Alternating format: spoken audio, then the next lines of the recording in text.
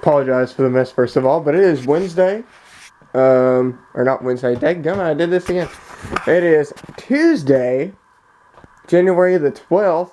And I'm about to head to work.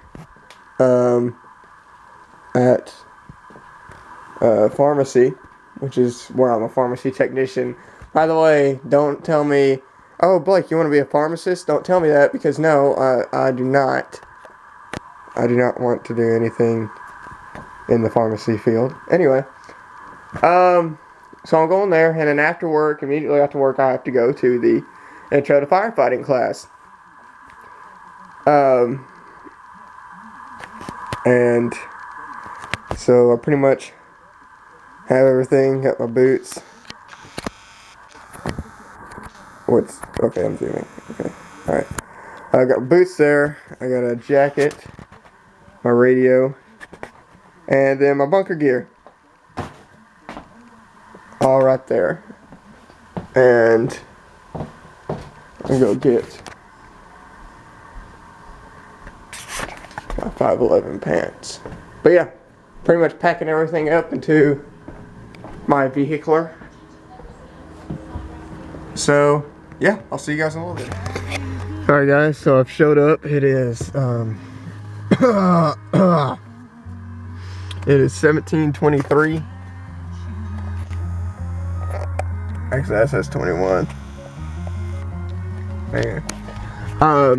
It's 17:23 and I'm here about to go into intro to firefighting. Looking forward to what this class has to offer. It's one of the most important classes that I need to take right now, definitely, because it's basically basic training for the firefighters. I'm not sure who all is going to be in the class. I do know I'm one of the newest on the department. So I know Jason from Station 3 is going to be here. You guys might have saw him last night, but there's somebody here. I haven't seen that vehicle before, but so yeah, they were talking it up quite a bit yesterday at the station. So yeah, a little anxious, but looking forward to it. So guys, I'll try to film as much as I can in there. If I can't, you know, I never know how class is gonna be, so you know, it's one of those things. But I'm gonna try to film as much as I can. If I can't, I'm gonna be right back out here after it's over and tell you guys how it went and all that stuff. But I'm gonna try to film, get a little bit of stuff in there. So yeah, I'll see you guys when I see you.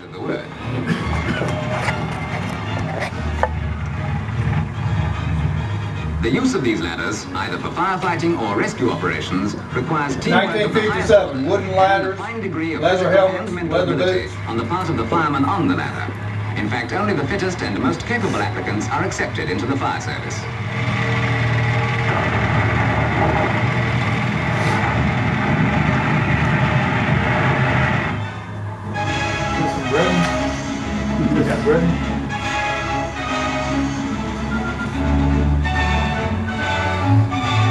It just depicts the In time. operations like this, speed is essential. state of the The art. fireman in charge of the escape ladder needs an appreciation of the Fire situation to decide the best position for sighting the chassis of the appliance. Everything depends on this. For a rescuing fireman must have sufficient room to climb through the window with a person across his shoulders.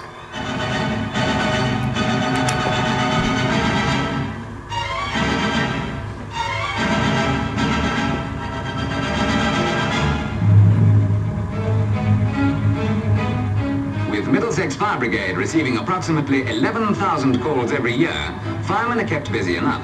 Yet every other moment of their time is utilized to its best advantage, with even the most well-trained men kept on their toes at periodic refresher courses. By the way, this two-man hook ladder drill, used for getting to otherwise inaccessible parts of buildings, is not as dangerous as it looks, but something only a trained fireman could or would These want are called to tackle. Pompier ladders, and they're very dangerous.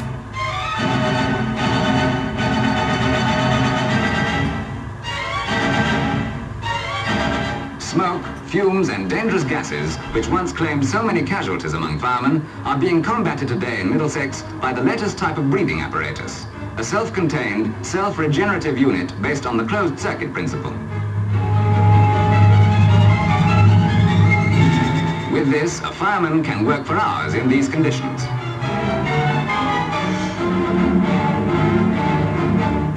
Part of the training is a course in first aid, including the new and improved Holger-Nielsen method of artificial respiration.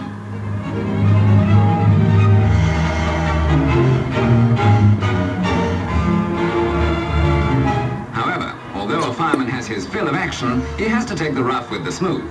First, the usual chores, and then when they do get a chance to relax, the alarm bell.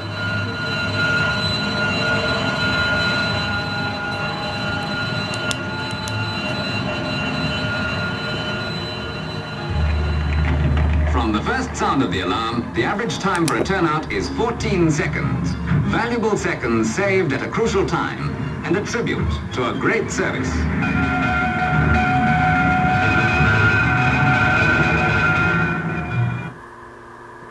Again, 1957, things have certainly changed a lot for the better.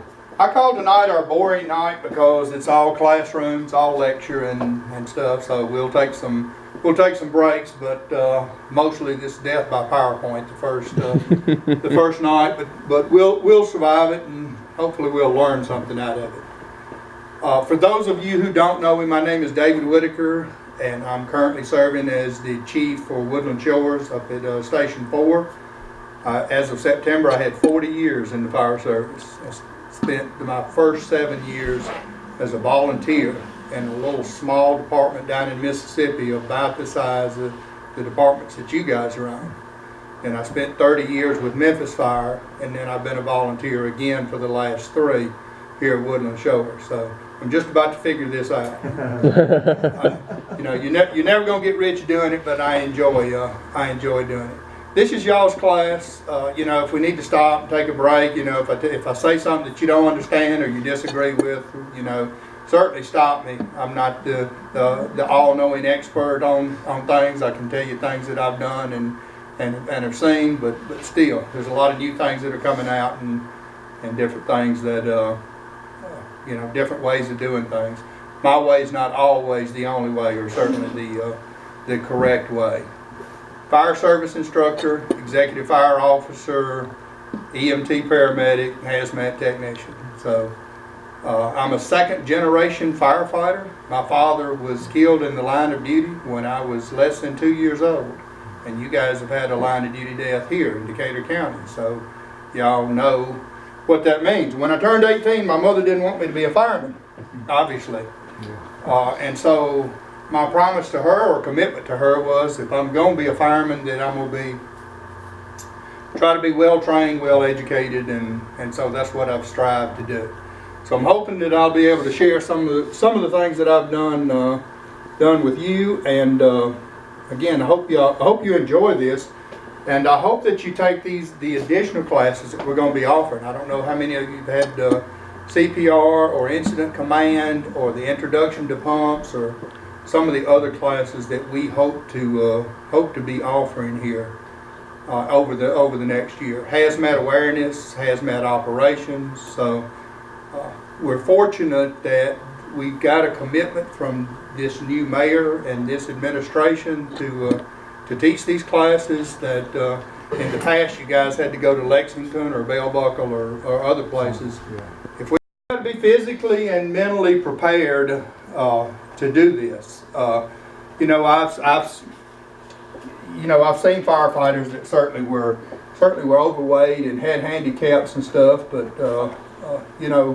this is a hard business, and this is a young man's job. I like if you're gonna rack hose, or if you're gonna pull a couple of pre-connects and stuff, the first 15 minutes are fun. The next hour and a half is not fun. The following guidelines, it's interesting. Be safe, follow orders, work as a team. That's all great to say. Follow the golden rule, and it's interesting that in this slide presentation, it says follow the golden rule, and I'm thinking, okay, what is the golden rule? So I'll look it up as far as this slide is concerned, because it's in here 3 different times in this program, And interestingly enough, all 3 times the golden rule was something different as far as, you know, respiratory was concerned, as far as making an entry was concerned, and as far as basic firefighter guidelines. But what they're referring to here is, you know, you want to treat other people as you would want to be treated. Firefighter qualifications. How old do you have to be in the state of Tennessee? 18 years old. Many of the larger departments require you to be 21, Memphis and Nashville and whatnot, but you have to be 18 years old. EMTs or first responders can be what age? Do you know this answer? They can actually be 17, which I don't understand, but you can go through and become a first responder and medically treat and work on people and get a state license at the age of 17, but you have to be 18 to be a firefighter. Again, most departments have a minimum of a high school diploma. That's not set in stone. We certainly had people with GEDs and certainly had people with without. Now, full-time departments again are going to require those kind of education, but volunteers, no. There's nothing in TCA that says that you have to have a high school diploma. Most of Okay, we're going to talk about Class A fires. In fact, we'll talk about A, B, C, and D and how they're done. We're going to talk about search and rescue, how to properly search a structure, how to do ventilation, positive pressure ventilation, negative pressure ventilation, hydraulic ventilation. There are a lot of different ways to get fresh air into the room. There's good and bad ways depending on the circumstances. And then we're going to talk about overhaul, salvage and overhaul. And that's important in the fire service on 2 respects. One, to the public, right? We've knocked the fire down. We put the fire out. Let's pack up our hose and go home. But if we spend an extra few minutes and help barricade the door, or help put down some salvage covers, or take some drape paper and stuff and put it over their furniture to protect family pictures and stuff, that goes a long way with families, for the firefighters to take an extra few minutes and help do some salvage and overhaul and protect what they have left. And secondly, it's important to you, and it's dangerous. Why is salvage and overhaul dangerous? Takes that extra time you're in the building. Well, it's you guys still have got smoldering chemicals. That's exactly what it is. Smoke is a product of incomplete combustion, right? And smoke has all these methyl, ethyl, bad shit components, carbon monoxide, carbon dioxide, sulfur, it's got all these bad things in it. And so while the fire's going on, we got our SCBA on and we're breathing this compressed air that's safe, or either we're outside working in the yard where, putting the ladder up or pulling the utilities. We knock the fire down, what's the fireman going to do? He's going to pull that mask off and he's going to walk in amongst this smoldering material, and one breath, sometimes 1 part per million, especially these plastics and synthetic materials that we're using today. In the days of old, couches and furniture was built out of wood, ordinary combustibles. Yeah, good hardwood too. Nothing is built out of that. So many firefighters have had problems, respiratory issues and stuff after the fire. They did a great job putting the thing out, and then they'll pull that mask off with all these pockets of smoldering. And so you need to be aware of that. Salvage and overhaul is important to do. It's a good public relations, but it can be dangerous for you to do it, especially if you're breathing those fumes and that smoke. It's not good for you. Talk about salvage tools, again, salvage and overhaul. We're going to talk about connecting to a water supply. We don't have that luxury here in Decatur County that we have a hydrant, How are we going to get our water? We're going to draft. We're going to call in tankers. We're going to call in another truck. And so we'll bring a truck here. And again, I've got I've gotten in that habit of doing that because I'm talking to you as volunteers. The correct terminology, obviously, it should be called an engine or a pumper, right? And if it carries ladders, it should be called a truck. So trucks carry ladders, engines carry hose. So And in this area, we have all of the above and one. and everybody calls them trucks here, and I call them that because that's the terminology you're used to. But if you take this course and you move on and become a Jackson firefighter, you know, I want you to use the correct terminology and understand what the difference in the apparatus is. Class A, B, C, and D fires. Any of y'all ever heard these definitions? Understand what the difference between? Again, we're going to elaborate on this a lot more and explain to you what these different classes of fires are. Things, SCUBA, EMS, and so on. And then again, working with other organizations, we'll briefly discuss and talk about mutual aid and automatic aid, right? Automatic aid means that they're coming on the initial call. Mutual aid is something that you call for and say, we need additional help. ICS, and again, I don't know if any of you guys had ICS. You had ICS 100, 200, 3, 4, 7, 8. Okay. All right. You're going to take these classes. They're going to be offered here. They're actually online classes through the National Fire Academy and EMI, which is Emergency Management Institute. You can go online and look up ICS 100. It's 3-hour class, and take the test. And if you are exposed, if you've been on the fire department for a year at a bigger department, you'd breeze right through it. But a lot of you guys aren't used to this terminology and the general staff positions and the command staff positions and stuff, and what forms have to be filled out for FEMA type incidences. You know, the 200 forms. You know, if it's this type of incident, this has to be filled out, and all in order. Well, ICS, Incident Command System, this is the NIMS, which is National Incident Management System.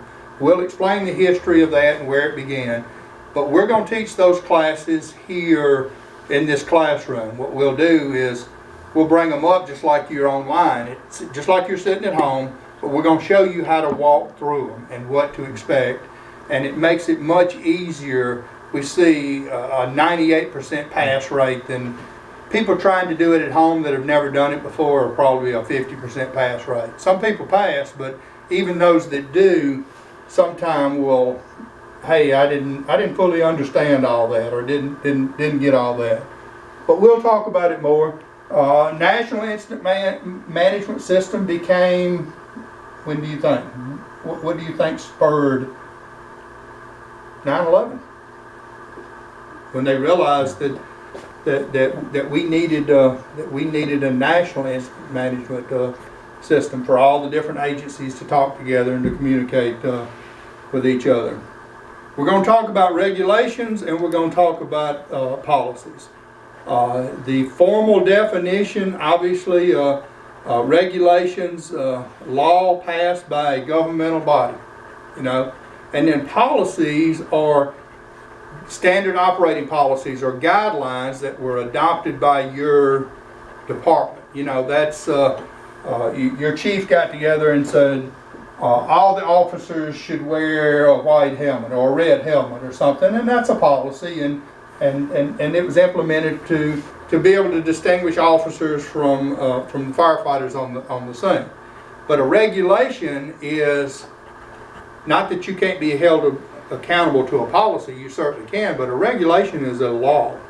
So you're breaking a law when you don't abide by a regulation. Decatur County Commissioners say you will do this, and then when you operate on the scene and you don't do that, and you get into a litigant issue, you know, you're being sued for something, and they find those incidental that you know you didn't follow the regulations, that then you can get yourself into something you don't want to be. SOPs versus SOGs.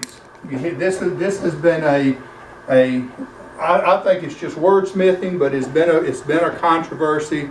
Standard operating procedures. This is what you should do. A, B, C, D, and they listed them in order. But the lawyers again got a hold of it, and so this term has changed to SOGs. These are standard guidelines, which, you know, everything doesn't fit in a box, right? Because you get there and the incident is different, and so, you know, guidelines sort of give you a little more leeway, a little more leverage. Fire department governors, and we can go back. Are we the authority having jurisdiction? Am I legally the fire department?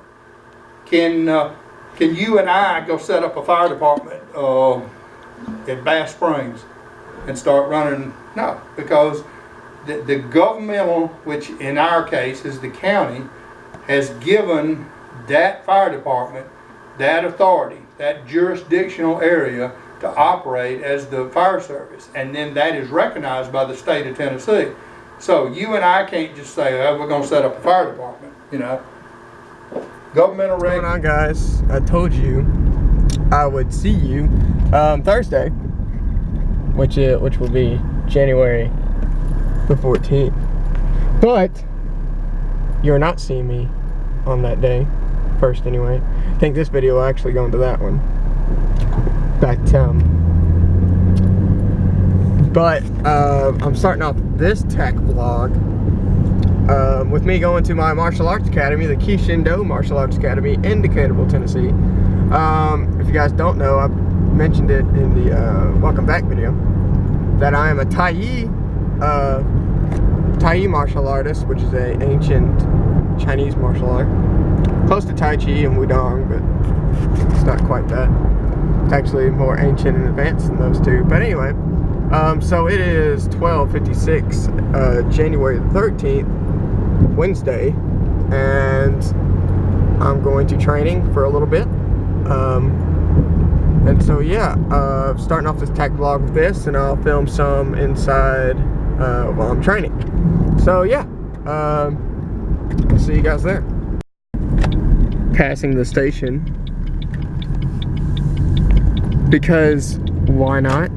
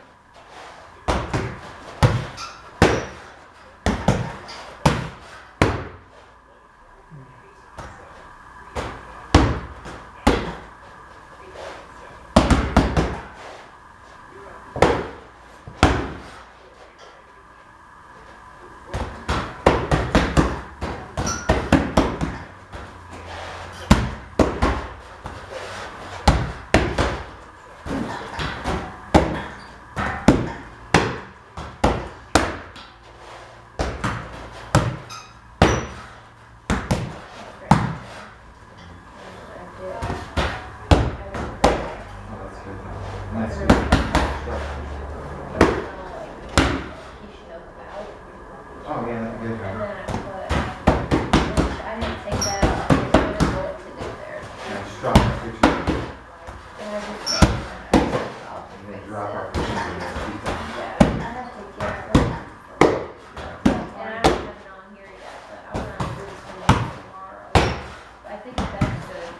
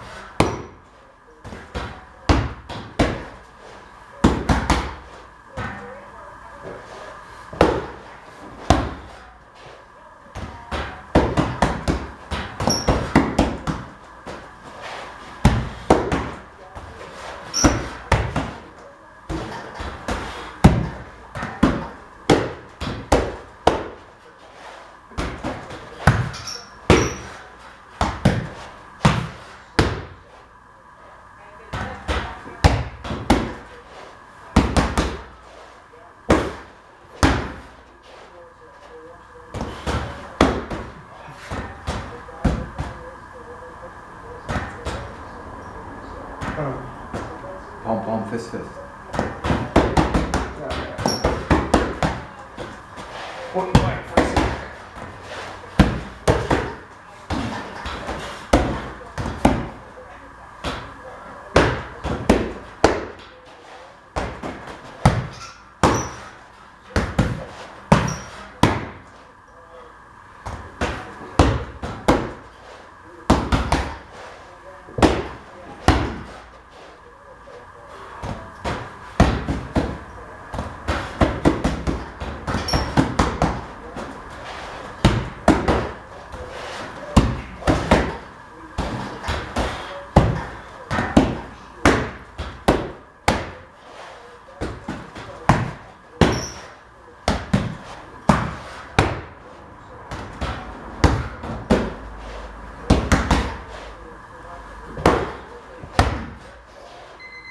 Alright, rest.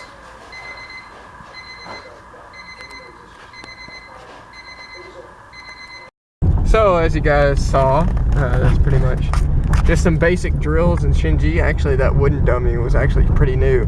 Cut my finger all the heck. You guys can see that. Come here. There he is. It's nasty here. Anyway, so did that. That's annoying.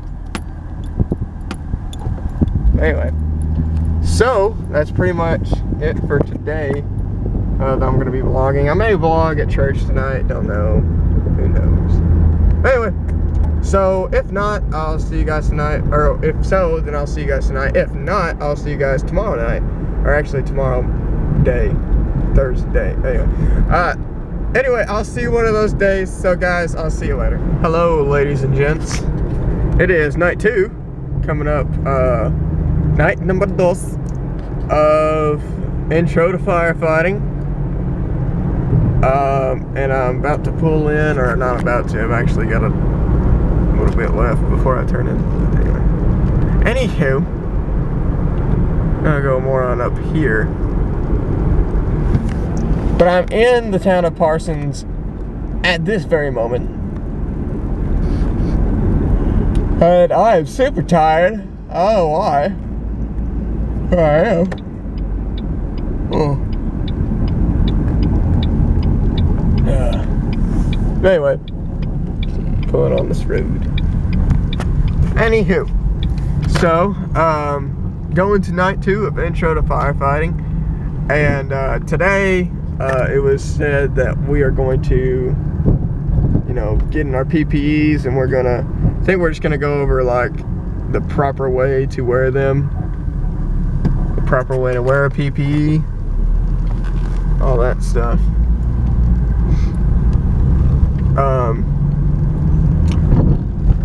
Also, I have with me the PPEs, of course, which are in my trunk, and I have this son of a gun. I swear is following me. I may kill somebody.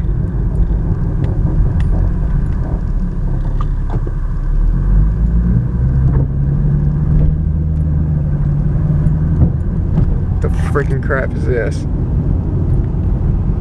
Anywho. What was I even saying before I was so rudely interrupted? Oh yeah. Got my PPEs in the back. All except for SCBA.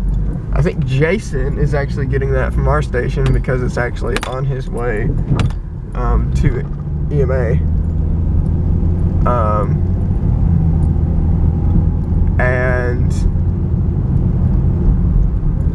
I have my turnout gear, and I have the clipboard, you can't even see it, that I take notes on with the reference sheet from the book. And also this truck is seriously like following me. What the crap? This is actually irritating me now, like no joke. Anyway, I'm sorry for raging for a few minutes, or a few seconds. So I got my clipboard, my reference sheet, my PPs in the back, some dip, and people in the freaking road. Can I even see them? What am I doing? Just chilling. The freaking crap. And there's a kid with a bike, a guy with his shirt off. You're pretty. I don't understand pushing a motorbike, because that's something you do. And this guy is behind me, is bound and determined to follow me. If he turns right here, it'll be official.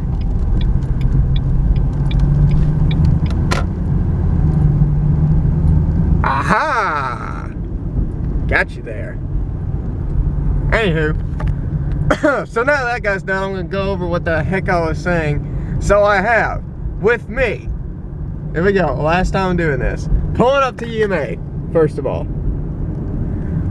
I have with me my PPEs, or my turnout gears, because the PPE is actually including an SCBA, which I don't have because Jason is getting that. I have my reference sheet and my note book here, if you can see that. Boom. Some dip, Mountain Dew, this camera, of course, and me, myself, and I. So that is that. And pulling up to EMA, and it's actually not as cold as it was Tuesday. So that's a plus, even though we're probably going to be inside the entire time. But anywho, pull in, and I will see you guys shortly. So I'm getting everything out here. Got turnouts right here. Getting my notebook out with my reference sheet. Yeah. Split bottle. Got a D bottle. So yeah, I will see you guys in there. Use. The Firefighter 1 objectives, again, I don't read objectives to you. It's just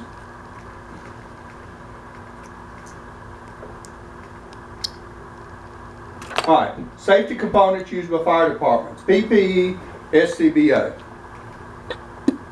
PPE protects the body against a limited amount of heat. PPE are good for, and in the fire service we issued them to firefighters, and they were good for almost anything, whether it's a car wreck or whether it's going in and fighting a structure fire, or even a lot of times for hazardous type materials, especially your powders and stuff like that. Because I'd rather take and either throw your gear away or have it washed than you to get some kind of alkaline or acid or something on your skin. Now they won't protect just the PPE itself. And when I talk about PPE, what am I talking about? Helmet, gloves, coat, boots, and your hood. Everything but. And when I'm talking about SCBA, I'm talking about protecting your respiratory system. Okay. PPE, you see a firefighter fully dressed out, complete coverage. And when we put the hoods on and stuff, we'll talk about not leaving those void spaces. Did you get a hood? Okay. Well, I brought an extra. We're in good shape. All right. This is what the ensemble looks like. They laid it out like this to show you what it looked like. When we do it tonight, and you guys do it as a general rule, obviously the boots are already going to be in the pants. You know, they pull them out so you can distinctly see the difference. But the boots are already going to be in the pants. Makes it easier to get into. You try to put it on like this, and you can't put it on like this.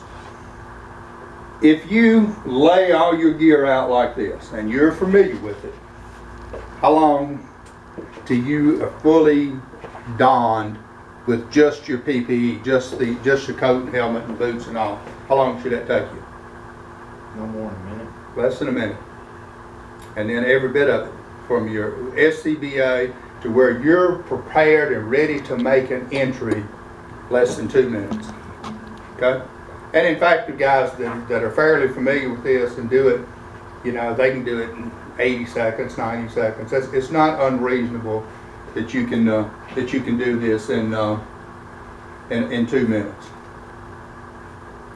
Again, that provides thermal protection, repels water. If you're standing outside in the rain or sleet or snow, your turnout gear is really comfortable.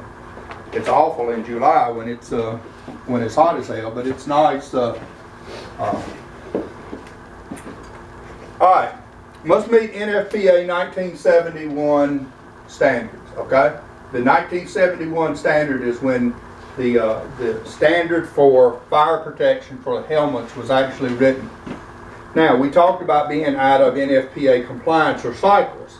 That doesn't, NFPA 1971 standard doesn't mean that the date of 1971. That's just the standard, because when you read that, when you pull NFPA 1971 standard, it will say 2002 edition or 2006 edition or whatnot. That's the date. The standard is not the date.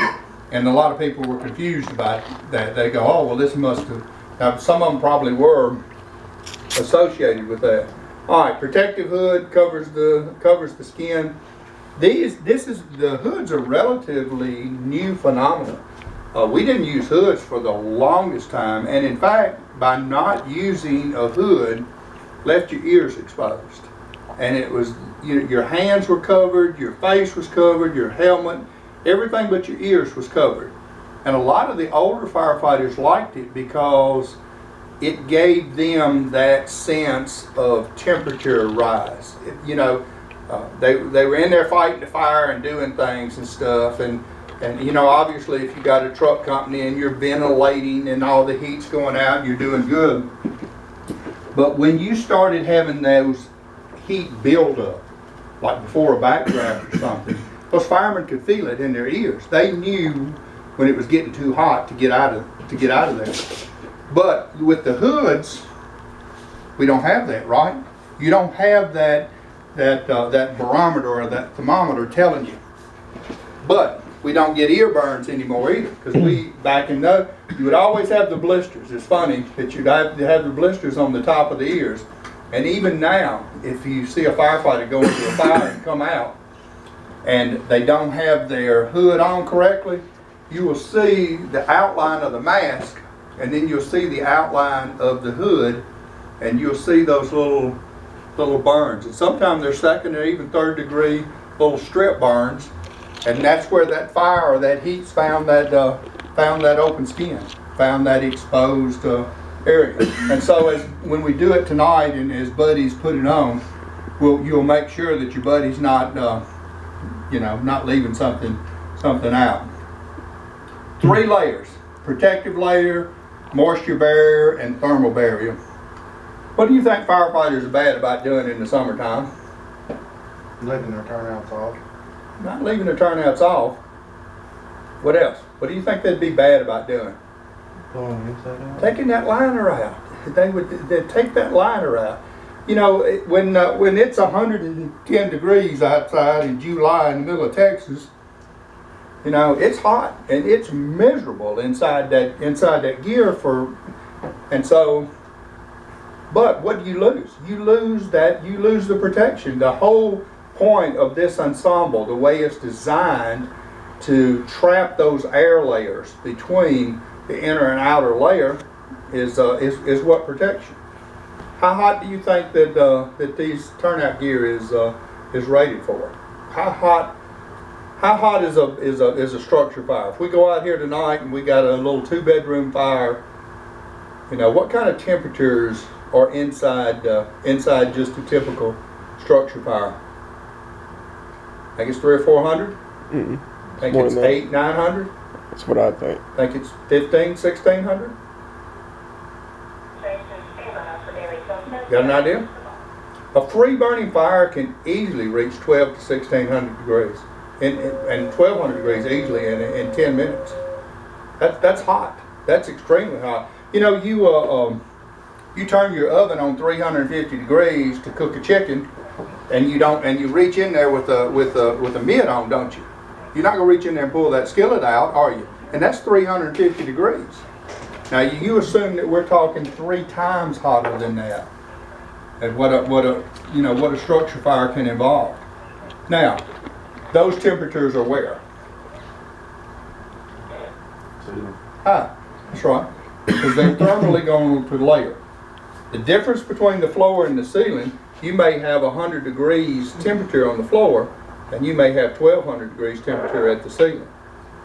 That's the reason firefighters go in low, stay low, try not to, especially with their hose lines, to interrupt that thermal barrier.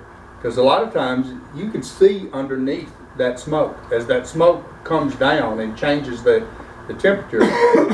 So by staying low and crawling, not only can you see under it, but you're better protected and the heat's not near as bad.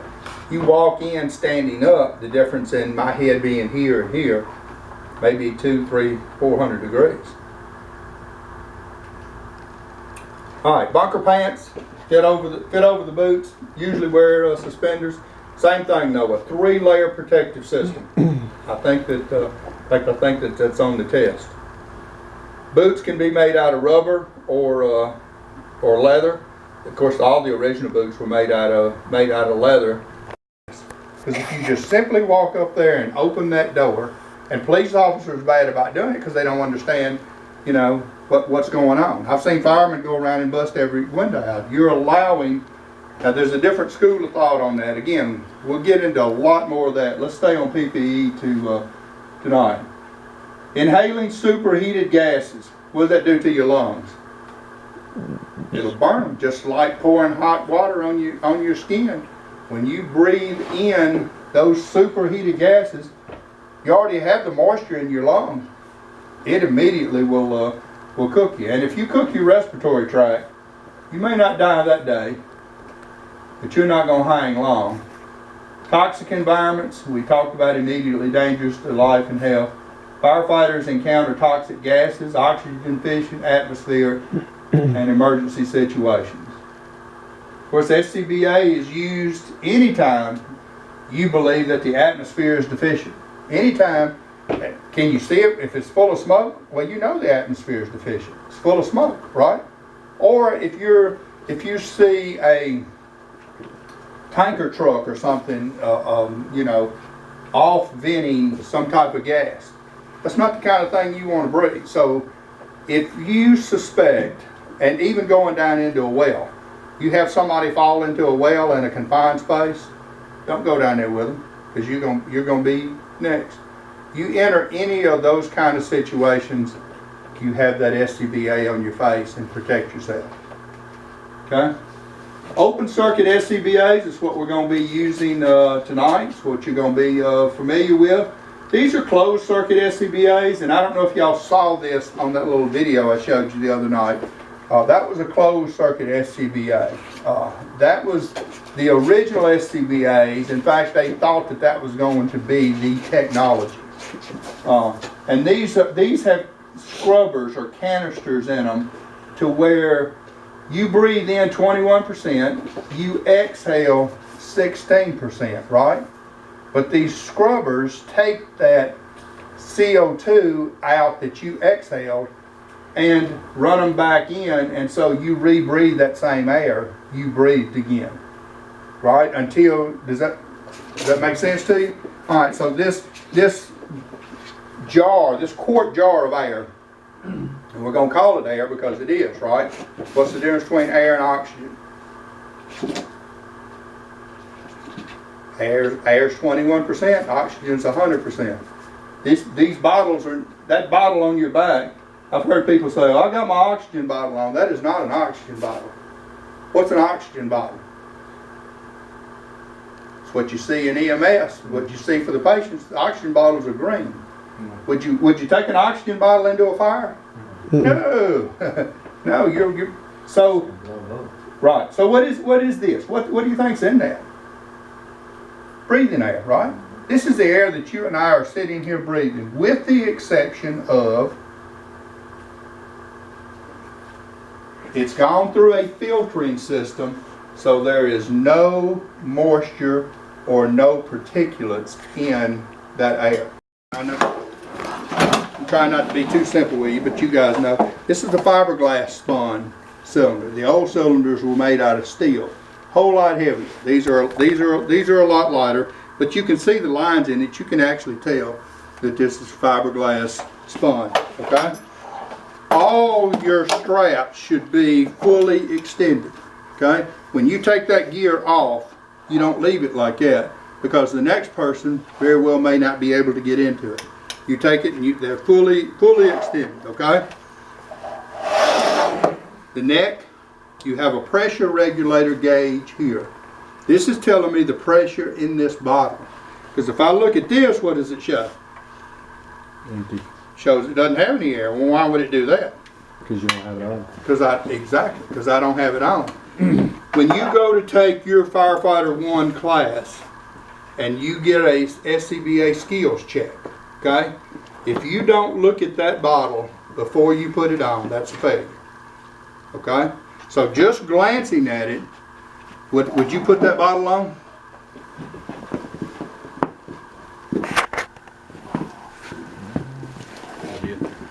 Mm-hmm. Okay? Yes or no? Yeah. Okay? Is that legal? Now this is a 30-minute bottle. What's it on? No, I wouldn't put it on. What's it on? 20. It's on 20 minutes. All right. How much air should it have in it for you to don it? 30. 90%. Oh, 90. Okay, 90%. So if I go to put this bottle on and I look and it's got 15 minutes on it, should I put it on? No. No, because you know, if I've only got 30 minutes at the most, and I'm gonna be in there for 20, and now I'm putting a bottle on that's got 20, that's not gonna give me much. I'm limiting my time to go in there. Okay. All right. What do you think this does? Low pressure valve, right? That's telling me that when my pressure is getting low, and is that integrated?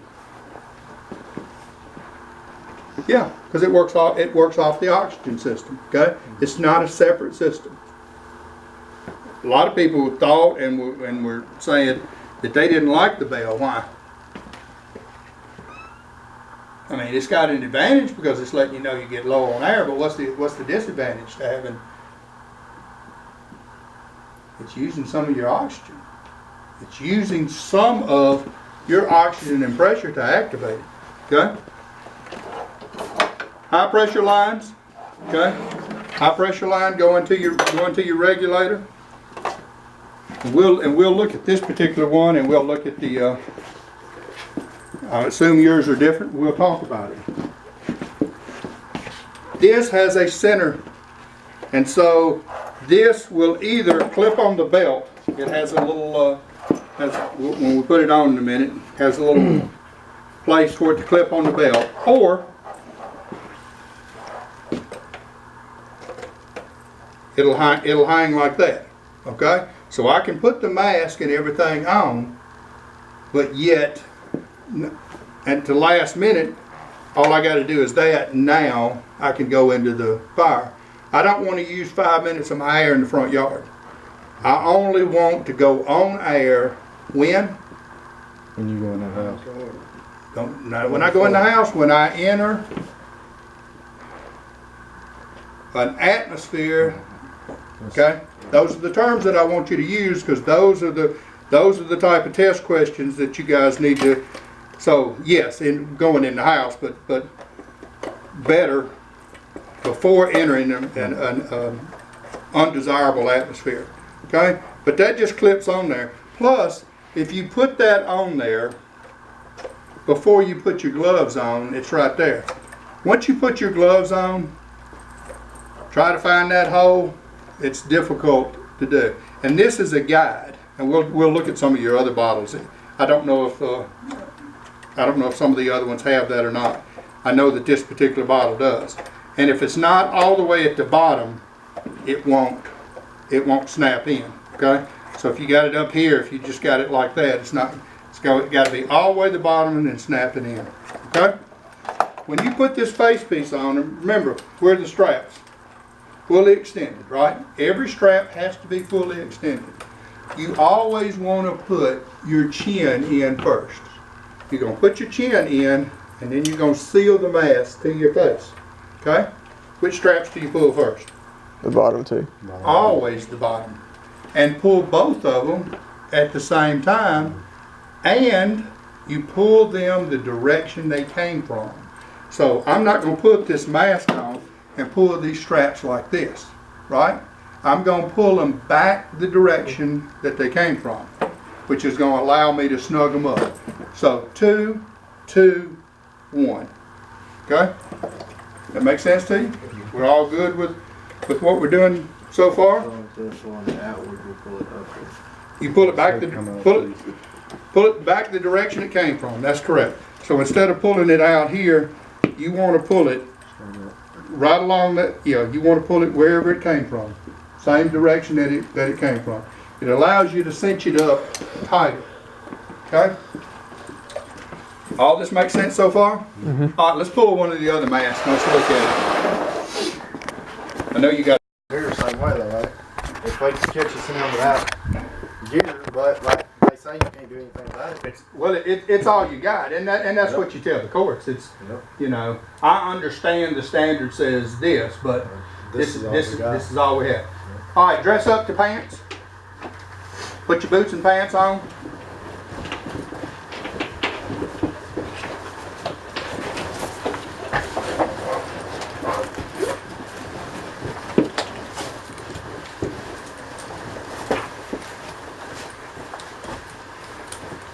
Suspenders, snap them, and the Velcro should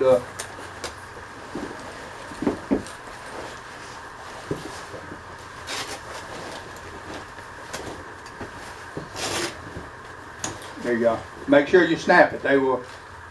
Oh, yours doesn't have a snap on it, does it? It just has a zipper in the Velcro. Oh wow! Oh, it has a zipper. Yeah. It has Oh, a zipper. okay. Okay. Y'all understand the difference there? It has to have a preventive closure, right? It can't just be Velcro. And in our case, it's a snap. In his case, it's actually a zipper. Ain't no Okay? sign on like that. Hey, there's nothing good or bad, different about it. I think You got, hell, I'm going to clean the damn floor now. How's that brush fire though? Yeah. All right, it'll clean up. So they All won't right. count off for us not Oh, no. As long as it's snapped. All right, hoods. Put them on, leaving your face out, because we're just gonna do PPE first.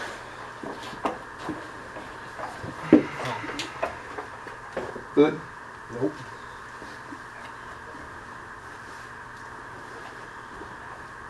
All this stuff's supposed to be done anyway. I'm gonna have to wash that before I put it back on.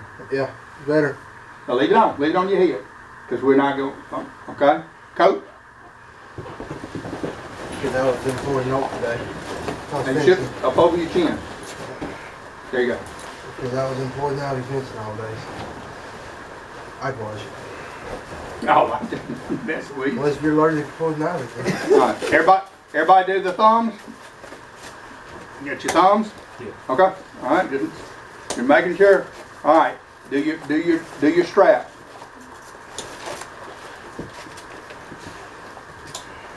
It close on fitting you. All right. Should have. No, don't worry. Just look. You should have. Semi strap. All right. Look at here. Another. His doesn't have the Velcro. So you would have it. Yours doesn't have the Velcro. Y'all see that? Well, mine don't snap like that. Yeah.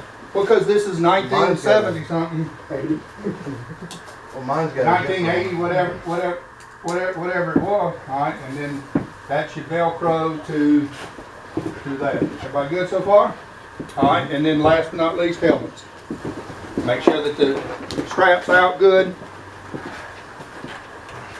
Yeah. So I don't care if you. See, now on mine, what I do is I keep it snapped, but I keep it long cord like that. So see, I don't care if you do that and then cinch it, or if you unsnap it from here. I mean, there's 6 1/2 dozen or another.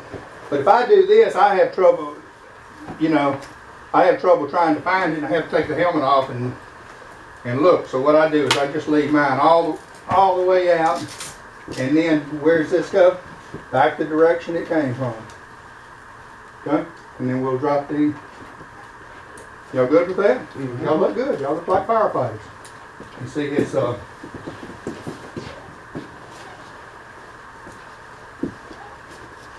coat is not... this coat's too little for you. We'll get down to the power station now. Remind me we'll get back on the... You see what I'm talking about? This coat's too small for me. So when he puts his gloves on, see that this is gonna melt. That's not gonna give him the protection that's gonna give him. See it? All right, gloves. This is my vehicle.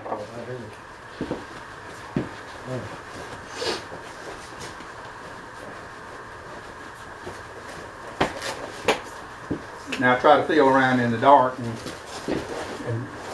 put something on.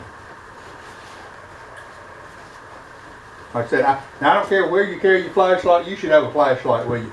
I don't care if it's in your pocket or on your helmet or one of those hunting things, or you should have some kind of artificial light with you. Gloves are aggravating. These are sure. My hand's too fat. These are actually too big for me. Okay. And well, I got 2 left gloves. There you go.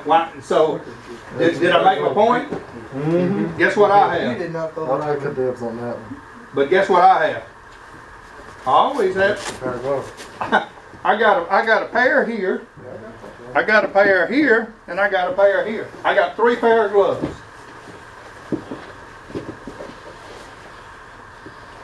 Hey, you did have a hood. Hell, I didn't. I just now got this. I ain't had it long. Hey, you got my hood on, and you got one. Where you want me to trade you? No, not now. You can't leave it back. I'll take that one. No, I'm gonna wash it anyway. Here, you borrow my you got gloves. another one Just on the drop way, those yeah. down. No, I ain't got no nothing on. Yeah, they done ordered you one. Oh well. Oh, well, It'd don't be tell good to us. have a new one anyways. There ain't no telling how long that thing's been in Now there. you're gonna like these. Slide Pride. These They slide right on. those are the Morning Pride gloves. Those are the difference is they're about twice the expensive. But is that not nice? These Huh? are more cushiony. Yeah. How much are a pair of these? I don't know. I think about $60 or Can you something. get them offline? Darling, is that not nice though? I know what And I'll let the rest of y'all try this if you want to. I They're love it. better than these things right here. Oh gosh, yeah, they're better. And even the other ones I carry. These are blue, but they're the same. They're the same thing. I mean, they. And you got that extra leather. See there to hold them. Try this. Same thing. These. It's like anything else. You get what you pay for. These gloves came from Memphis. They're top of the line. They're more expensive, but aren't they a lot better than some of that other crap? I like these better. All right, you got the other one? No, you took it back with you. Oh, I'm sorry. I'm sorry. You was letting people look at it. All right. Took it back. You good? You see how you are? Okay. Helmet cinch down. Okay. Go all the way back down to your stocking feet. Hold on. And you got to come back to this point in a minute. Let's try it. So come all the way out of them. All the way out, all the way to your stocking feet. Now you can lay it out any way you want to. Lay them out, organize them, color code them. I don't care what you do. Do those. Extend your straps. Put your hood down. Can you get back to that point in 60 seconds? It's gonna be difficult, but Well, I doubt it. isn't that what we're doing? Aren't we learning? Yeah. I don't know. Some of you guys, this may be your first time at this, and some of you guys may say, "Man, you ain't teaching me nothing. Man. This is basic and rudimentary here."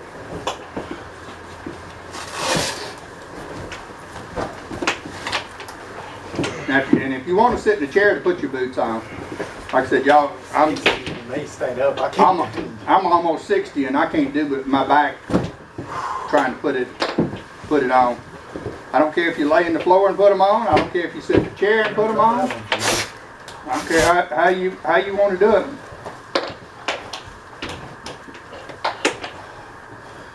Get comfortable. Get your stuff laid out. I'm not screwing with you. I'm not hiding your gear or anything. When they put you through the fire academies, they turn your bottle on, they turn your bottle off, they hide your gloves. They like doing things to you to see if you. I've sit through 1 and 2. I had one. He come up there and popped my respirator off. Absolutely. Is that what you were saying about carrying an extra pair? Yes, sir. Yes, sir. Because if you'd have been on fire just then, it would have. Man, I I come off the truck and I walked across to the house and I'm getting ready to go in and got everything on and I'm like, it's dark. Where in the hell is my glove? I know I got it. It's still laying in the seat of the cab, but I didn't know that. Hey, Matt, that's like that night brush fire. We get down there, we get turned out. Didn't even have it down. They didn't have a nozzle on Nozzle on the The truck. gloves that you have right there, use that as your backup pair. Take those and stick them down in your pants. That's a good backup pair for you to have.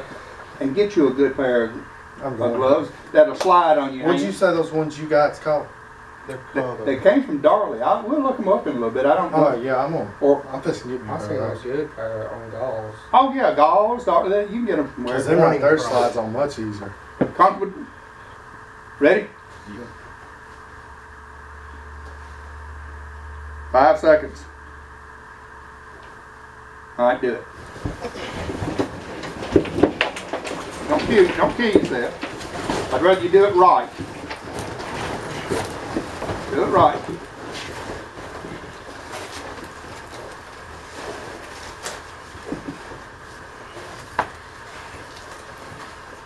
It's only 15 seconds. You still got plenty of time.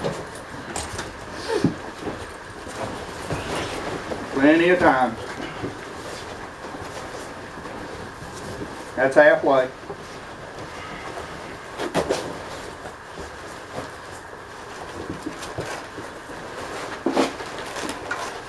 Helmet, glove. Get your coat, helmet, glove.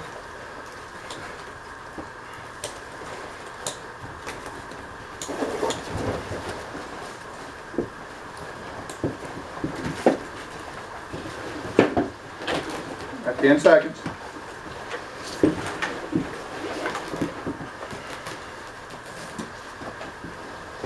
Yeah, your gloves are throwing you off. All right, that's it. All right, see how close you got. But do you see that with a little bit of practice and some good fitting gear that you can easily dress out in a minute? You agree to that? You should easily. You know, a little bit of practice, familiarity with your gear and good fitting gear. You know, you spent 7-8 seconds just the glove. and never got your gloves on. You know, so all right. Get your take your coat and helmet off. Leave your pants on.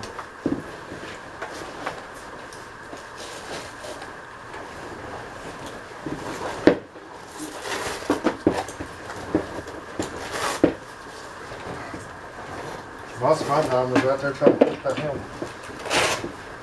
That reminds me. Familiarize yourself with your gear. You know, volunteers inherit gear belong to somebody else, and it's what you have to do. But there ain't nothing like having equipment that fits.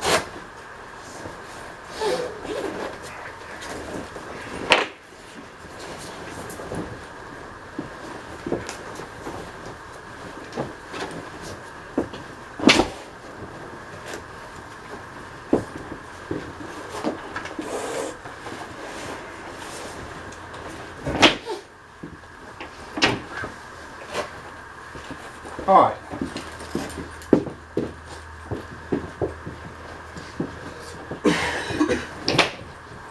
This bottle very well may be mounted on the truck, in a compartment, in a cabinet. Could be anywhere, couldn't it?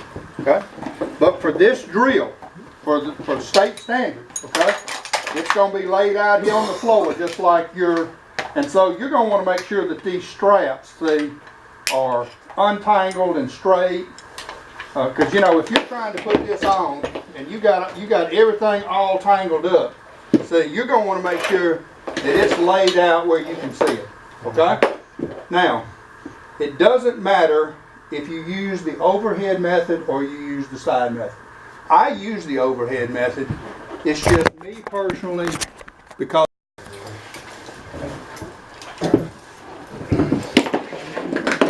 there's two MSAs and an N. So what we're going to do is we're going to rotate them around. So the first time you put one on, you're going to use that one, and the second time you put one on, we'll pass them around. So we got 3 of them. When they go, where you gonna go? That doesn't matter. All right. Yeah, that's the same one too for that. All right. Hood on, over your neck. We're gonna leave our coats off because we're training and practicing and playing. And then we'll come back and put all this together. I'll be right back here and I'll do it for you.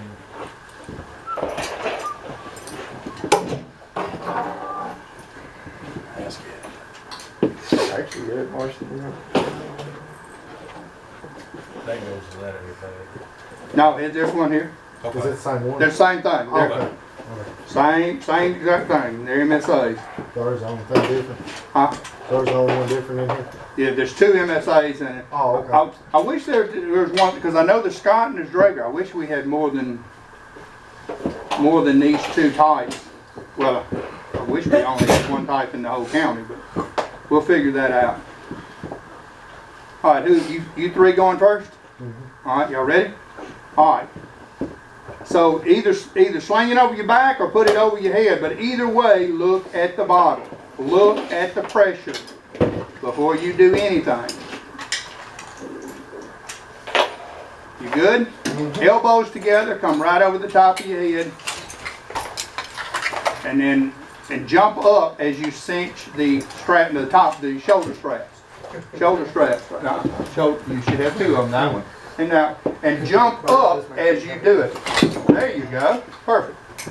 Perfect. You don't jump up, it'll stay low on your back. And then you got a waist strap. And on these MSAs, see, that's the whole thing about getting your straps right. Because your straps will fail you, and you should have a tightener right here. All right, now if you want to clip that in, you can. Now remember, on these, you have to do both of them at the same time to disconnect. Y'all familiar with that? Okay. All right. Next thing y'all comfortable? Ready? Okay. Let's leave it unhooked just for a second. All right. Put your mask on. Put your chin in. Put your mask on. Figure out how to make a good seal. You know, do the two bottom ones, and if you do them at the same time, because if you do one, a lot of times I've seen people, the mask will be on the side of their face because they cinched up one side and it didn't cinch up the other. And like I tried to do, you can self-check for a seal. You should be able to put your hand, your palm, and tell you got them. You good? You see? All right. Now y'all see what I was talking about? You see the difference? You see how it's that should be in the center of his head, shouldn't it? No, it's okay, and it very well may work, but you know the mask is not going to seat. Now this one, push it in, it sucks. Yeah. You can't breathe. Yeah. You know it's going to get sealed in. All right, y'all comfortable? All right, reach back with your right hand. You guys are all right-handed? Well, I'll catch somebody that's not. Reach back with your right hand, turn that bottle on. You hear it? You hear the leak? So then tighten the bottle up. See, bottles are bad about, there you go. Bottles are bad about, you got a leak too. Oh, right here on your bottle, just tighten it.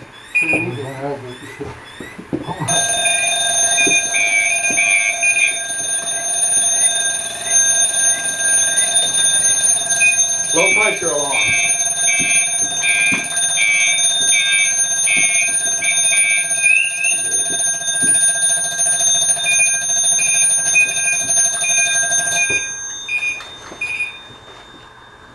All right, yes or no? Y'all comfortable? Okay. Hood. Put your hood on. I turned my air. Huh? I turned my air back off. Oh, you did? Yeah, buddy. Oh, okay. Hold on. Well, I got it back on. You got good air now. Okay. Hoods. Put your hoods on. And again, when you do it with your buddies, you're going to make sure. There we go. We good? All right, hold on. Here's a perfect example. All y'all look at here. You see, turn. You see what I'm talking about? See where that'll burn your ass? Okay. Helmet.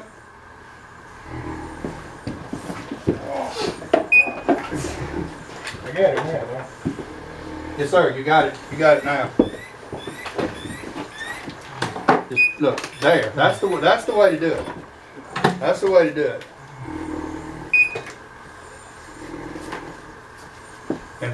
And we'll put the helmet on first. Now just cinch it down.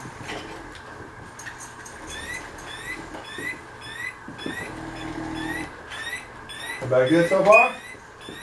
All right, now go on air. Go on air. Go on air. Get ready to make your entry. Put your regulator in.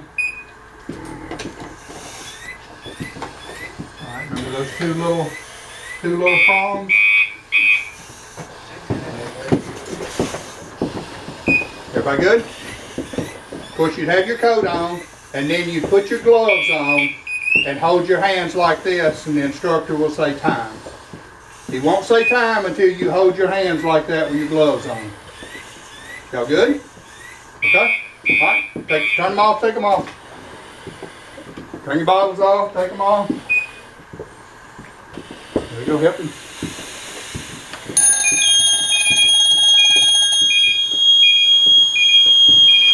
Okay.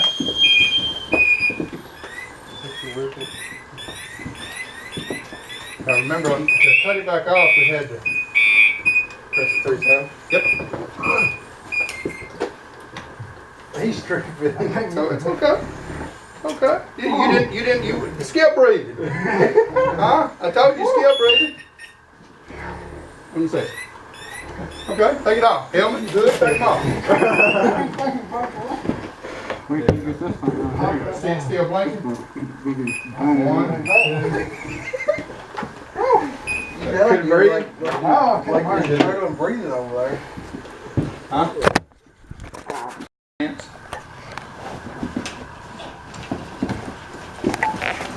Take your time, do it. I'd rather you do it right. Boots and pants. Suspenders.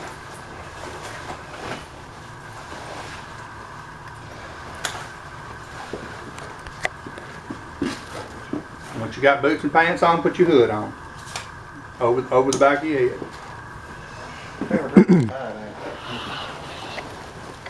Okay, coat. Who did it? Here. It's a little hard for me to zip it too, so don't feel bad. The ones that zips, it's there.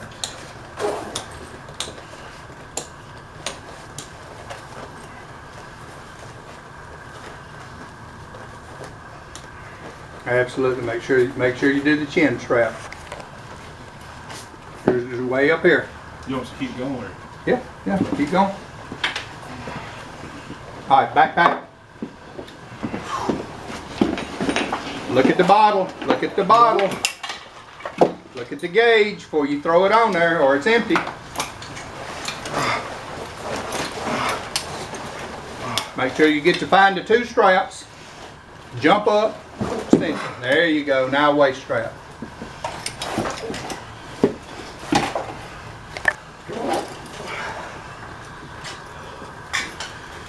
We good so far? Now, before you do, and this is the way I do it, and the only reason I'm teaching you this way. Put your helmet on next. Right, loosen it all the way.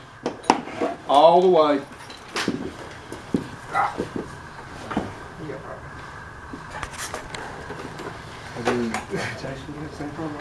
Put your helmet on and go all the way over the back of your head with it. See what I'm saying? Go all the way over the back of your head with it. Now put your face piece on. I don't know what to do. What do you mean don't know what to do? Oh, this is... Huh? No, they weren't loosened before. That's what I'm saying. You gotta make sure all the straps are loose before you... There you go. There we go. There you go. Put the helmet.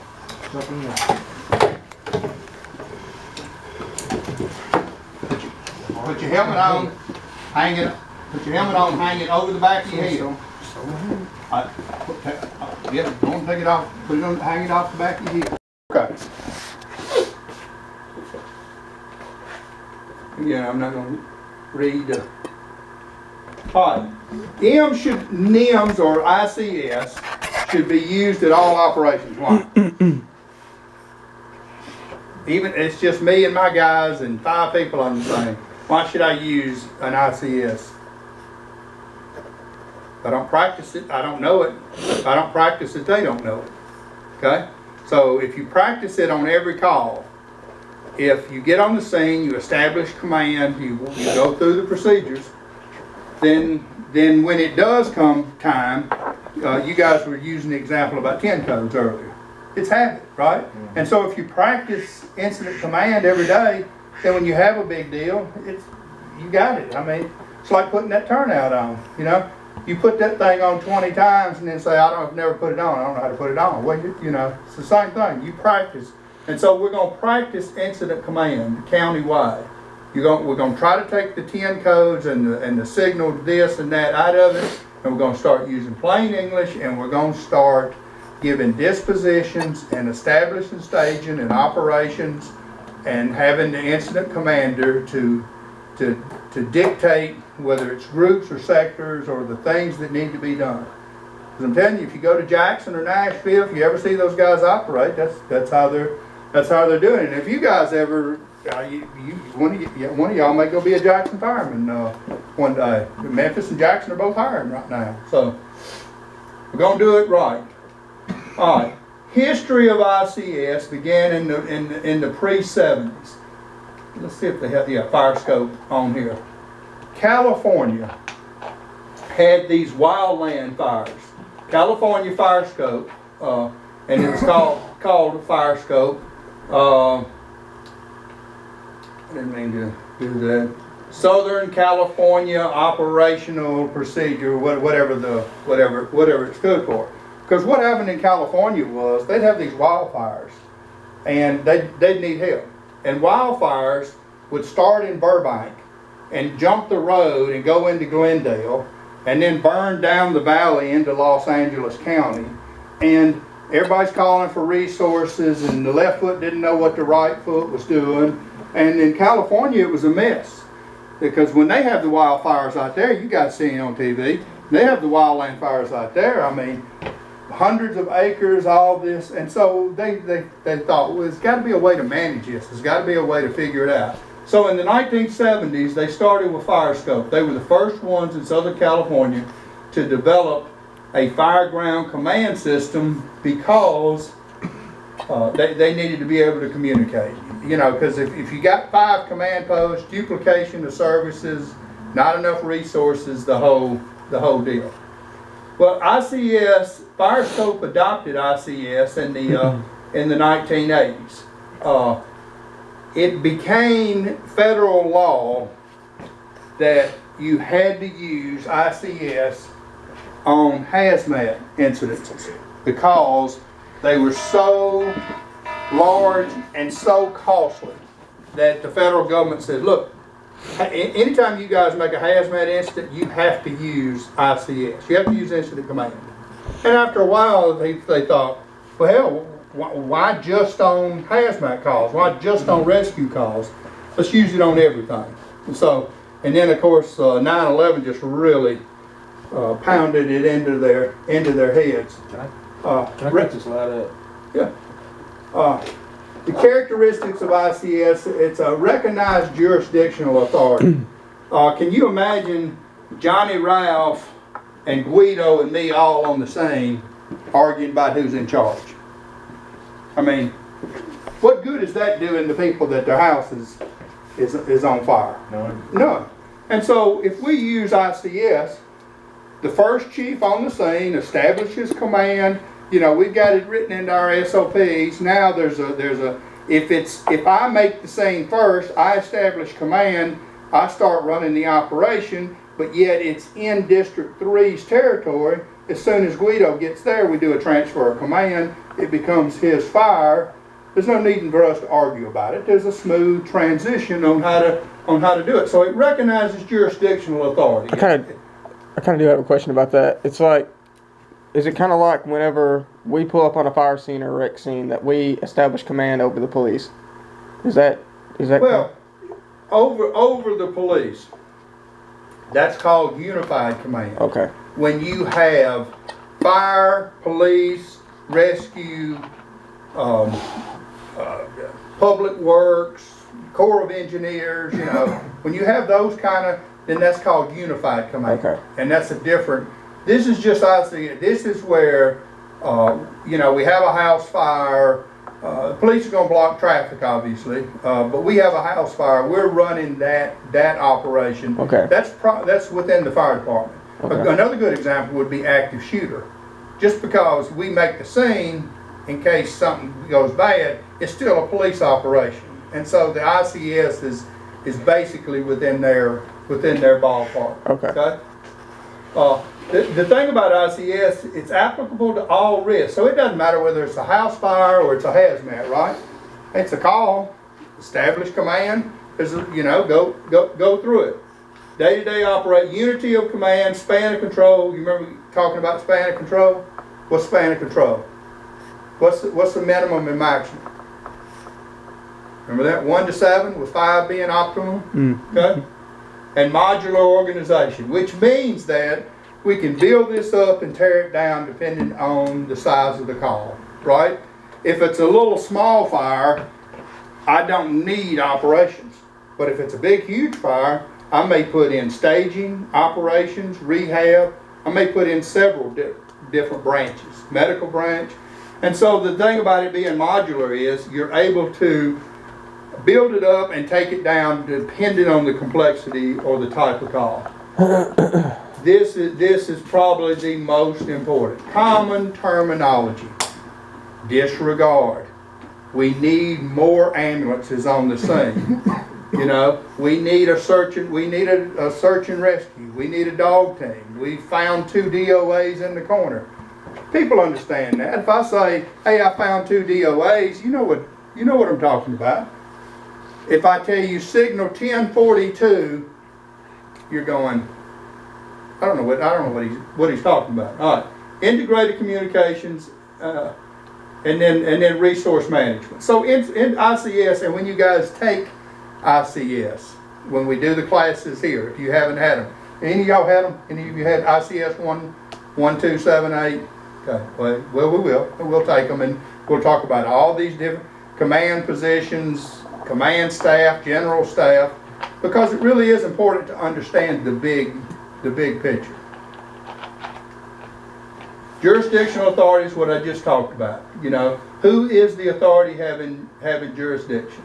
And if there's a good SOPs, single command, right? We talked about the fires out in California. There aren't 5 people in command. Well, guys, just got out of class. Great class. We all got dressed out in full PPEs, all that fun stuff. I was really surprised because before class, I was sitting here thinking, you know, how in the world is somebody going to get all this stuff on? And the camera's blurry. But how are we going to get all this stuff on in 2 minutes or less?